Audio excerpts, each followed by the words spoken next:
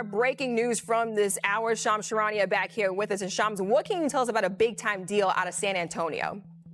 I mean, a Spurs star guard, Darren Fox, has reached agreement, 4 years, $229 million max contract. He will sign the deal later today, I'm told, and this deal keeps him in San Antonio through 2029, 2030. And again, remember, Darren Fox, his agent, Rich Paul of Clutch Sports, navigated a trade to his preferred destination. The only place he wanted to be in San Antonio back in February, wanted to be a Spurs, got there, and now months later gets his full max contract. He's all in. I'm told there's no player option in this deal, so he will be there. This is a two-way commitment that the Spurs make, even in the wake of drafting Dylan Harper. They have Stephon Castle, the reigning Rookie of the Year, as well. But that relationship between Victor Wembanyama and De'Aaron Fox, very important. Those are the two leaders of this young core moving forward that keeps De'Aaron Fox there long-term.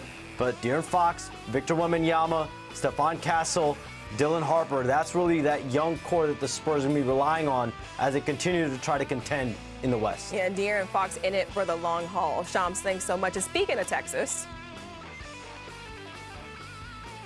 And the fans are going to be nuts. They'll show a lot of Luka love and some venom toward the front office, letting them know they're still mad as hell. Number 77, Luka!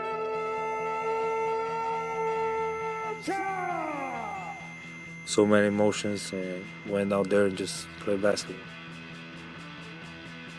Oh, Doncic locked in from the opening tip. He's giving it to him from every spot on the floor. He's just letting them know that daddy's home. It's superhuman. A night for Doncic that began in tears and it ends in triumph. All NBA. So that's... All right, Luka's first game back in Dallas was unforgettable, but that wasn't his only wow moment in his first Lakers season. Let's relive some of the best with a little top of the top, starting back on February 10th. Luka Doncic making his Lakers debut versus the Jazz. Step back three, Ramona, this is what he does. Yeah, and he needed that one. I remember he was struggling here, and they got that to fall, and the whole building felt so good for him. Yeah, he finished that one with 14 points. How about the Lakers taking on the Jazz and Luka's second game as a Laker through this incredible no-look pass for Rui Hachimura. Mark, this is showtime. Yeah, he could be on the Globetrotters if he wanted to, but with all that money he's making right now, he's good. Yeah, the money he's making right now, he's not going to make with the Globetrotters. Let's take a look at this next moment right there. Hornets taking on the Lakers in Luka's third game as a Laker. He threw this full-court dime to LeBron James on the break for the slam, and that's the connection you want to see, Ramona. You know, LeBron has often said Luka is his favorite player, and it's passes like that. Yeah, 14 points and 8 assists in that matchup for Luka. And how about the Lakers taking on the Rockets? Luka dribbles and breaks Alfred Sengun's ankles. Oh, my goodness. Someone called the cops, Mark. That one. Man. Ooh. Slide to the left. Oh, you know what? It is a little bit of a cha-cha slide, but not the one you want to see. How about Luka's return to Dallas? And it was filled with emotions and Luka magic. Luka was in command all night long, scoring from everywhere. He finished with 45 points and dazzled the NBA world with his performance. And Ramona, talk about getting a little bit of revenge here. I can't get over how much emotion he had to play with. First the game in LA against the Mavs, then we're going back to Dallas.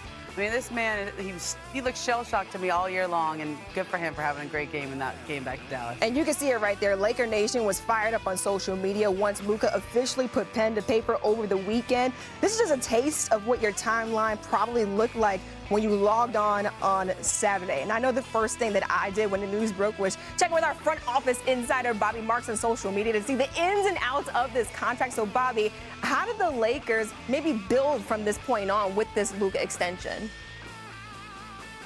I mean, I go back to that press conference on Saturday, certainly when Rob Pelinka addressed all the moves they've made. And the one thing that stood out is that they are not content, right? They're happy as far as what they had, but there's still work to do. And I think there's still a checklist here. So for me, it's the four things certainly to keep an eye on when this season gets going. The first is pre-free agency, I call it. Should they get a jump start on next offseason? Remember, there's 3 players on expiring contracts: Rui Hachimura, Maxi Kleber, Gabe Vincent, $40 million in expiring contracts. Can they parlay that into a player that can help now and also next year? The second, do the picks have value? They have a 2031 or 2032 first-round pick. They have pick swaps in 5 years. They'll only have 1 second-round pick. We saw them as certainly aggressive in that failed Mark Williams trade last February. The third thing, is cap space a priority? The Lakers are in the driver's seat next offseason, projected $50 million in cap space next in 2027. $100 million. That is when Giannis and Nikola Jokic could become free agents. But remember, we've seen potential free agents not become free agents with extensions. We just saw Darren Fox come off the board. And then the fourth thing is the most important. How does LeBron and what does his future play into the role moving forward? On the last year of his contract, we know definitely he will be an unrestricted free agent this offseason. So it feels like the Lakers still have a lot of work to do this offseason and going into next season. But Bobby Marks, the checklist is good. Thanks so much for the insight right there. And you aren't the only one who has questions about LeBron's future. Here's David McMenamin asking Rob Pelinka about that very topic at the presser. Do you anticipate LeBron finishing his career with the Lakers? Yeah, so all the interactions we've had with LeBron and his camp, Rich in particular, have been positive and supportive. So very professional, and Rich has been great. The dialogue with him has been open and constant.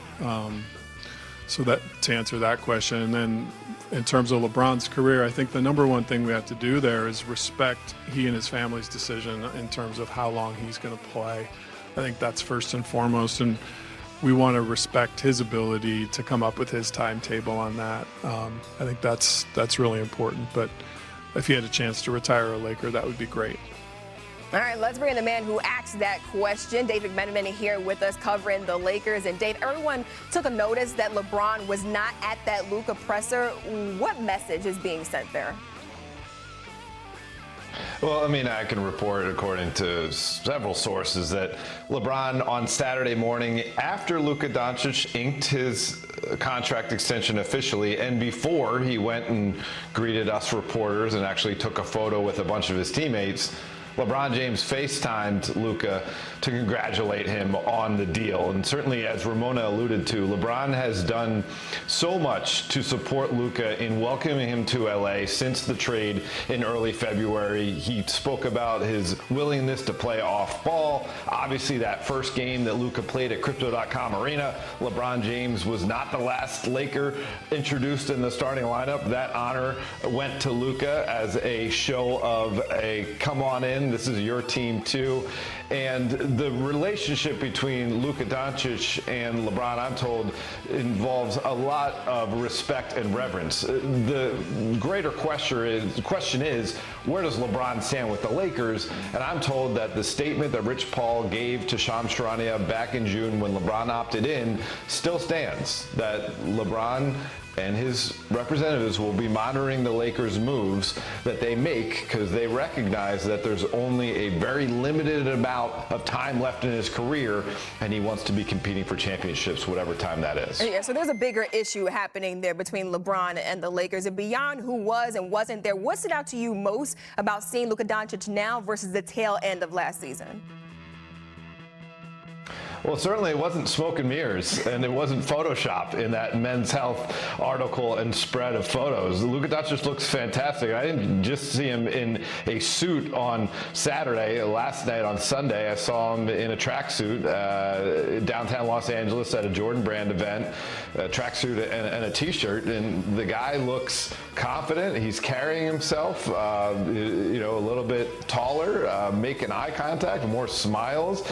As Ramona mentioned, there was a degree of shell-shocked nature that he brought with him day in, day out that second half of the season after that trade from Dallas. He's a comfortable person right now. He looks great, and certainly I reported that he, with the work that he's doing to bring to this year's situation, he wants the Lakers to do that work as well. In a meeting with Rob Pelinka and JJ Redick back in May at a dinner, Luka Doncic told those decision makers for the Lakers, listen, I want to get back and win now. I've been to the finals before. I got a taste of it. I'm going to get back no matter what, but I want to be on board with you guys to let's be urgent about our opportunity right in front of us to get back as soon as possible. No Photoshop in 2025, an anomaly. So we know that Luka Doncic, he's putting in the work for real. Dave McMenamin with the latest. All right, Luka wants to get back to the finals, and the Lakers, they're looking to snap their own drought too. The odds makers over at ESPN Bet give the Lakers